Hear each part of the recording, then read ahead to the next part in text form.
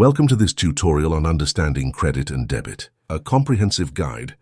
Today we'll explore the key concepts of credit and debit, why they matter in personal finance, and how you can take control of your financial future by understanding and improving your credit score. Credit and debit play crucial roles in our financial lives. They influence how we manage money, access resources, and achieve financial goals. A cornerstone of this understanding is the credit score. But what is a credit score and why is it important? Let's break it down. A credit score is a three-digit number that reflects your credit worthiness. It's like a financial report card that lenders, landlords, and even employers use to gauge your reliability. Typically, credit scores range between 300 and 850. Higher scores indicate stronger financial health, making it easier for you to access credit, secure loans, and even negotiate better interest rates. Now, how is a credit score calculated? It's based on several factors, including your payment history, the amount of credit you use compared to your total limit, the length of your credit history, the types of credit accounts you hold, and any recent inquiries into your credit. Each of these factors carries a different weight, with payment history being the most significant. But why does this score matter so much? Well, your credit score affects almost every aspect of your financial life. For instance, having a good credit score can help you secure loans or credit cards with favorable terms, such as lower interest rates. Imagine saving hundreds or even thousands of dollars over the life of a loan just because of a strong credit score. Beyond loans, credit scores can impact your housing options. Landlords often review your credit score to assess your reliability.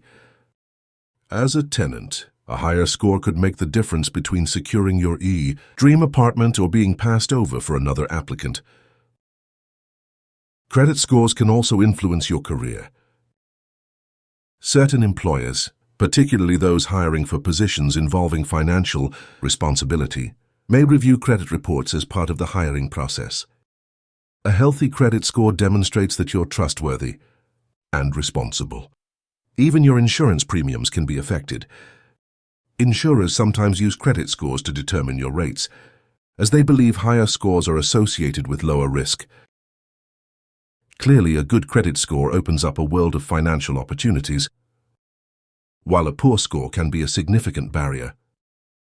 So, how can you improve your credit score? Let's dive into some actionable tips. First and foremost, pay your bills on time. Payment history accounts for about 35% of your credit score, making it the most important factor. Late payments, even by a few days, can hurt your score. To avoid this, set up automatic payments or reminders to ensure you never miss a due date. Next, focus on reducing your credit utilization. This refers to the amount of credit you're using relative to your total credit limit. Aim to keep this ratio below 30% and ideally closer to 10%.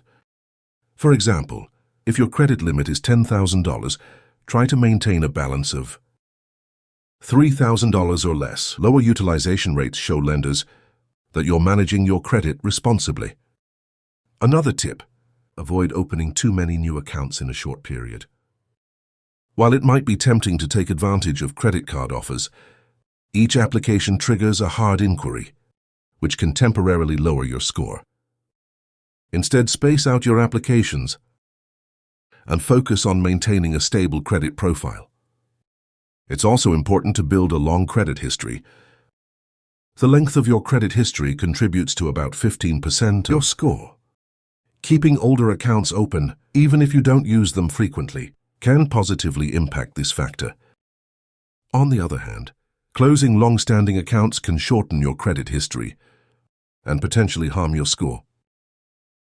Now, let's talk about accuracy. Errors in your credit report, such as incorrect account information or fraudulent activity, can damage your score. That's why it's essential to review your credit reports regularly. You're entitled to a free annual credit report from each of the three major credit bureaus: Experian, Equifax, and TransUnion. Check these reports for errors and dispute any inaccuracies promptly. Another way to boost your score is by diversifying your credit mix. Lenders like to see that you can handle different types of credit responsibly. This could include a combination of credit cards, installment loans, or a mortgage. Having a variety of credit accounts demonstrates financial competence and reliability. Be cautious with hard inquiries. These occur when lenders check your credit report to approve a new line of credit. While they're a normal part of the credit application process, too many in a short period can signal risk and lower your score. Plan your credit applications carefully to minimize the impact.